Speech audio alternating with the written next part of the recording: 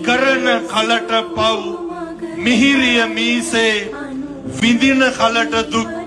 ගිනිවේ දැඩිසේ සංසාරේ පව් කරනකොට හරි ප්‍රසන්නයි පව් කරනකොට හරි මිහිරි ඒවා තනියෙන් විඳිනකොට හරි දරා ගන්න අමාරුයි ඒ නිසා වචනකින්වත් පාපයක් කරගන්න එපා වචනෙන් හිනාවෙන් පවා පුදුම විදිහට කුසල් කරගන්න අනෙක තුල කොච්චර සත්පුරුෂකම තිබ්බත් අනෙක තුල කොච්චර නොමිනිස්කම තිබ්බත් අනෙක වෛරක්කාරයෙක් වෙන්න පුළුවන් අනෙක දුස්සීලයෙක් වෙන්න පුළුවන් අනෙක හතුරුකම් කරනවා වෙන්න පුළුවන් ඉන්න දෙන්නෙම නැති වෙන්න පුළුවන් ජීවිතේ ඉවසලා බැරිම තැනක් එයි කොහොම කරුණාවෙන් දේශනා කරන්නේ අපේ තරුණ දරුවෝ තරුණ මහත්තුරු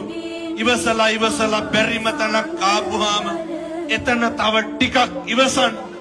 සත්තයි පින්නතුනි ඉවසලා බැරිම තැන